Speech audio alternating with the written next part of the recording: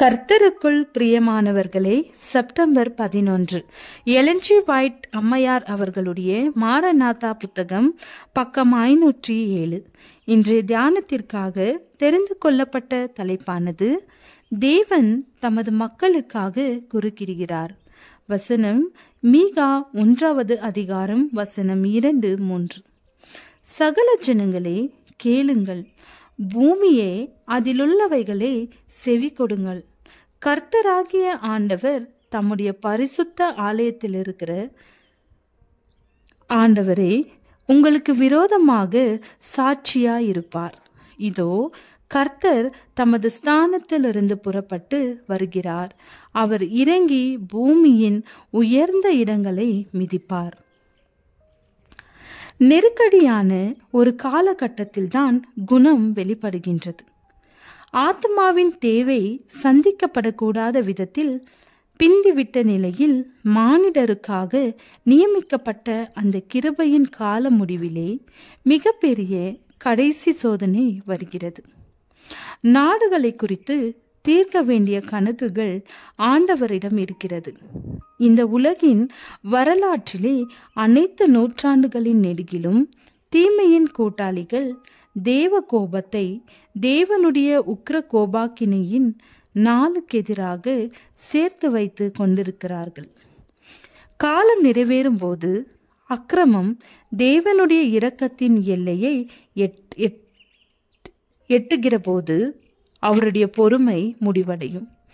பரலோக புத்தகங்களிலே சேகரிக்கப்பட்டிருக்கிற பாவங்களின் தொகை மீறுதலின் விளிம்பை தொடும்போது இரக்கம் கலக்கப்பட்டிராத தேவனுடைய உக்கிர கோபம் வந்து சேரும்.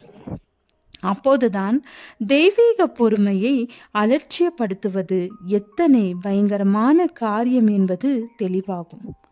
தேவனுடைய கற்பனைகளை ஒன்றுமில்லாமற் போக பண்ண நாடுகள் ஒன்று சேரும் பொழுது அந்த நெருக்கடி அதன் உச்சக்கட்டத்தை அடையும்.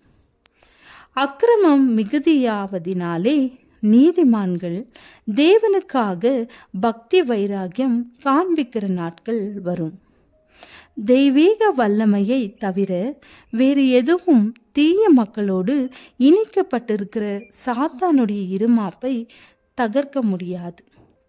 சபைக்கு வருகிற அந்த மாபெரும் ஆபத்தான மணிவேளையிலே சபைக்காக உண்மையான மீதமானவர்களால் ஊக்கமான ஜெபம் ஏறெடுக்கப்படும்.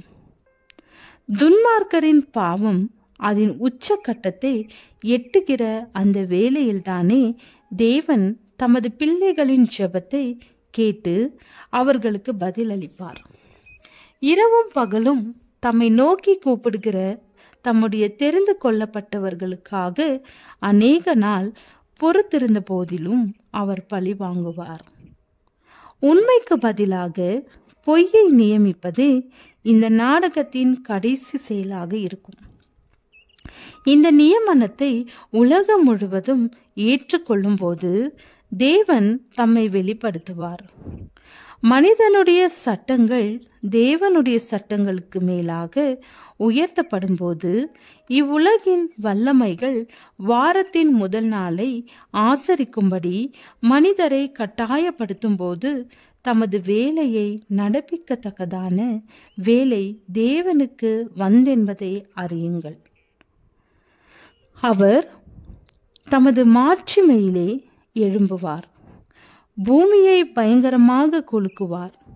உலகவாசிகளை அவர்களுடைய அக்கிரமத்தின் நிமித்தம் தண்டிப்பதற்காக தம்முடைய ஸ்தானத்திலிருந்து எழுந்தருளுவார். பூமி தன்னில் கொலையுண்டவர்களை ஒப்பு கொடுக்கும், அது இனி அவர்களை மறைக்காது. ஜெபம். பிதாவே, உலக ஆசைகளை வெறுத்து பரம கானானை நோக்கி வாழ கிருபை அருளும். ஆமீன்.